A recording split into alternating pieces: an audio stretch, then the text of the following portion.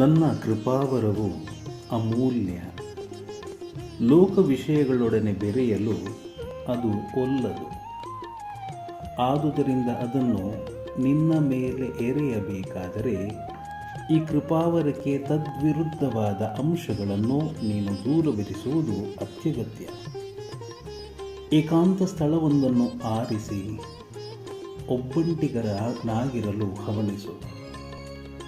ಯಾರೊಡನೆಯೂ ಮಾತನಾಡದೆ ಮೌನದಿಂದಿದ್ದು ಪಶ್ಚಾತ್ತಾಪಭರಿತ ಹೃದಯವನ್ನು, ನಿರ್ಮಲ ಅಂತಃಕರಣವನ್ನು ಪಡೆಯಲು ದೇವರನ್ನು ಪ್ರಾರ್ಥಿಸು.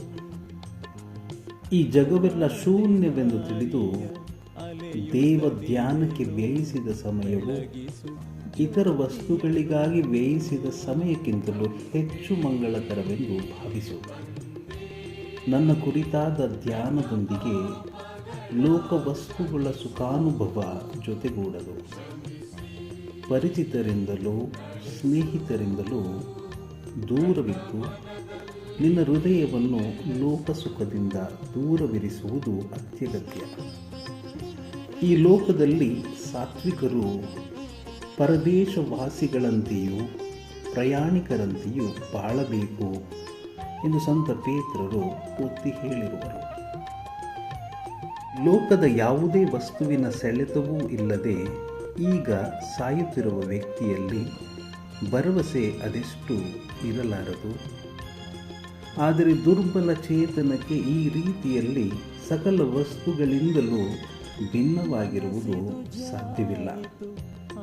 ಸಾತ್ವಿಕ ವ್ಯಕ್ತಿಗೆ ಮುಕ್ತಿಯ ಮಹತ್ವ ಶರೀರ ದಾಸನಾಗಿರುವವನಿಗೆ ತಿಳಿಯದು.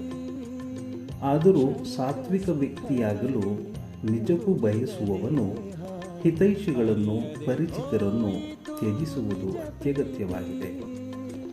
ಅದರಲ್ಲೂ ತನಗೆ ತಾನೇ ಅವನು ಪಡಬೇಕು. ತನ್ನ ಮೇಲೆ ಜಯಗಳಿಸಿದರೆ ಇತರರನ್ನು ಸುಲಭವಾಗಿ ಗೆಲ್ಲುವೆ.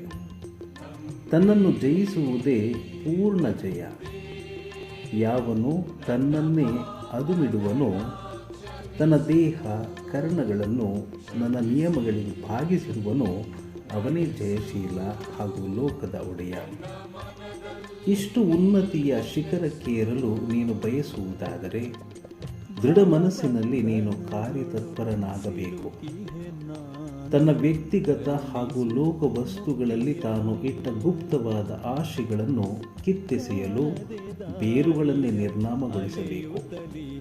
ಸ್ವಂತ ಪ್ರೇಮ ಶೂನ್ಯವಾಗಿ ನಮ್ಮ ಅಡಿಯಾಳಾಗಿದ್ದರೆ ಶಾಂತಿ ಸಮಾಧಾನಗಳು ಸುಲಭದಲ್ಲಿ ನಮಗೆ ಸಿಗುವವು.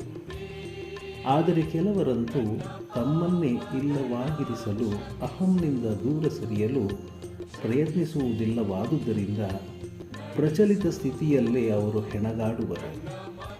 ಚೈತನ್ಯದ ಮೂಲಕ ತಮ್ಮಿಂದಲೇ ಮೇಲೇರಲು ಅವರಿಗೆ ಸಾಧ್ಯವಾಗದು.